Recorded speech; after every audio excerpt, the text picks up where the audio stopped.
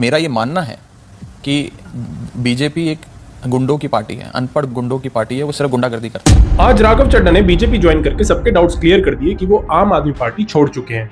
अब ये ज्यादातर लोगों को तो पहले से ही क्लियर था, लेकिन ये आम आदमी पार्टी के लिए सबसे बड़ा झटका साबित हो सकता है। भगवंत मान जी ने तो ये तक बोल दिया कि पंजाब की जनता के साथ धोखा हुआ है और ये जनता अब इस धोखे का जवाब भी देगी। अब इनका ये कहना इस वजह से था क्योंकि 7 में से 6 एमपी पंजाब से ही तो थे। देखो, बीजेपी का ये पुराना स्टाइल है कि अगर आप किसी पार्टी को नहीं तोड़ पा रहे हो तो उस पार्टी के लोगों को तोड़ो, पार्टी अपने आप टूट जाएगी। बीजेपी ने बहुत कोशिश करके आम आदमी पार्टी के बड़े बड़े नेताओं को लिकर पॉलिसी केस में फंसाने की कोशिश की, लेकिन बीजेपी इन्हें ज्यादा टाइम फंसा नहीं पाई।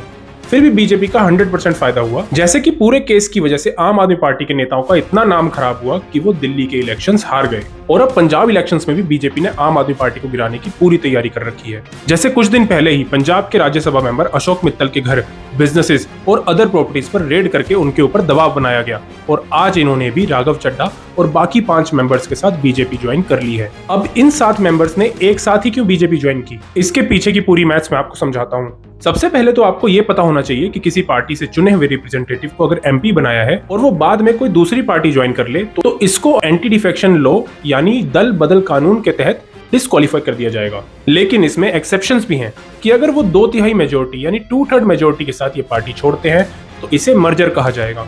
और आम आदमी पार्टी की राज्यसभा में 10 सीटें थी जिनका 2/3 लगभग 7 बनता है। इसीलिए आज राघव चड्ढा जी को मिला के 7 लोगों ने बीजेपी ज्वाइन कर ली, जिससे उनके ऊपर एंटी डिफेक्शन लॉ लागू नहीं होगा। दोस्तों, बीजेपी की हालत बहुत ही ज्यादा खराब है। बड़े बड़े नेता अंदर से डरे हुए हैं कि सरकार कभी भी गिर सकती है। इस मिलीजुली सरकार पर बीजेपी को खुद भी भरोसा नहीं है कि कौन कब समर्थन तोड़ दे, इसलिए कोई बीजेपी को तोड़े इससे पहले बीजेपी चाहती है कि वो दूसरों की पार्टियां तोड़ दे। और इसीलिए बीजेपी को पंजाब इलेक्शन जीतना भी बहुत जरूरी हो गया है, तभी बीजेपी फिर से स्ट्रॉन्ग होल्ड पर आएगी।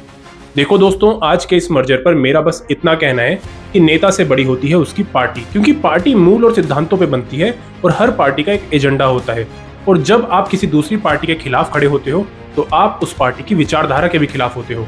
तो राघव चड्ढा जी, जो इतने टाइम से बीजेपी की विचारधारा के खिलाफ थे, आज उसी पार्टी की वाहवाही कर रहे हैं। प्रभु की लीला है। जाते जाते मैं बस इतना कहूंगा, वाह मोदी जी, वाह वाह।